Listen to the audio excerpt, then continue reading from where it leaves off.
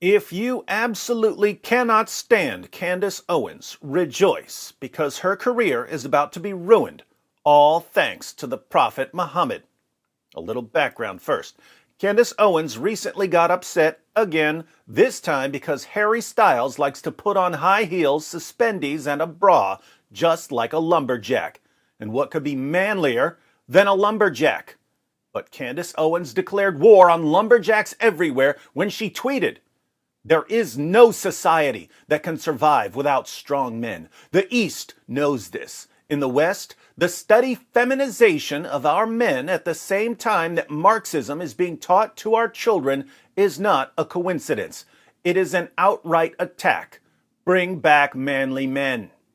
Fortunately for RuPaul fans everywhere, MSNBC stepped in to let everyone know that lumberjacks aren't the only manly men who like to wear dresses.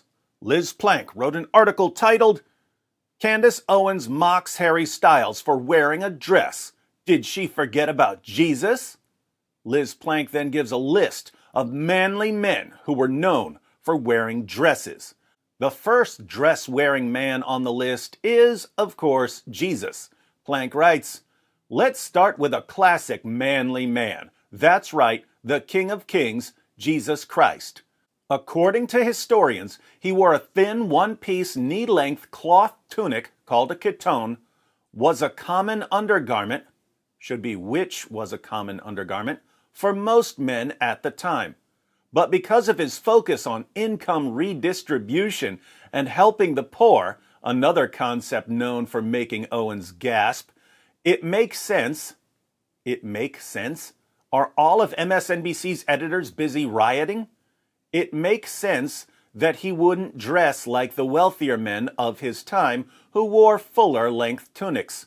If Owens wants to live in a fantasy world in which men have always and exclusively worn pants, I wouldn't recommend she visit anyone in ancient Greece or Rome, where tunics were a hit with men." This has got to be one of the stupidest articles in all of history. Yes, men dressed differently in first century Israel, but Jesus wore men's clothing. He wore what men wore in first century Israel. Harry Styles is not wearing men's clothing. So how is Jesus supposed to be a refutation of Candace Owens? And the same is true for everyone else on MSNBC's list of men wearing dresses. They're not wearing dresses. Hercules, King Henry VIII, Gandalf, every Supreme Court judge ever. Judges' robes are not women's garments. Harry Styles wears women's garments. Now, for the record, I couldn't conceivably care less what Harry Styles wears. Until John McCrae posted a video about this, I didn't know who Harry Styles was. When I heard his name, I thought he was part of the royal family. But the point Candace Owens is making isn't that some guy is putting on dresses. It's that the culture is celebrating and promoting the feminization of men. The people responding to her are claiming that there's nothing feminine about prancing around in women's clothing. But pointing to Jesus here just doesn't make that point. Luckily for MSNBC, it's David Wood to the rescue. MSNBC couldn't come up with a single manly man who wore women's clothing. But I can think of two. Exhibit A. This is the manliest man on the planet, and he's wearing his wife's nightie. Why? Because he'll do just about anything to make a point about Exhibit B, the manliest caravan robber and slave trader in 7th century Arabia. This is Sahih al-Bukhari, number 2442, in the Aisha Bewley translation. I'll post a link to the complete hadith in the description box in case you'd like to read it.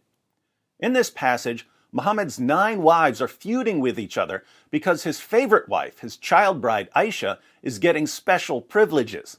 She's receiving more gifts than the other wives.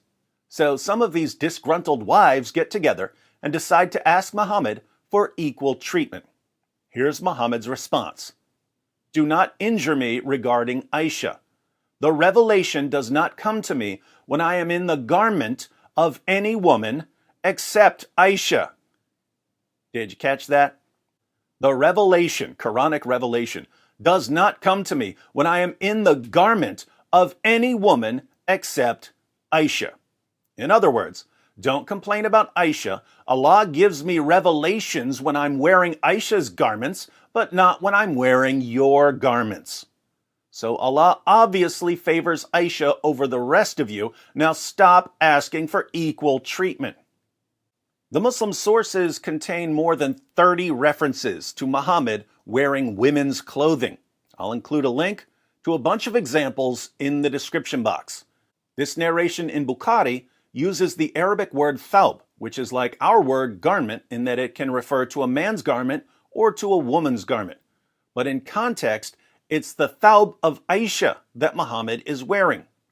Some of the sources, however, including Sahih Muslim, say that Muhammad was in Aisha's mirt, which refers specifically to a woman's garment, more like our word dress. Now think about this. Muhammad had a child bride named Aisha. He had more wives than his own revelations allow. The Quran allows men to marry up to 4 women and girls. Muhammad had at least 9 wives at one time. Muhammad didn't treat his wives equally. Muhammad liked dressing up in women's clothing. He received revelations while he was wearing his child bride's garment.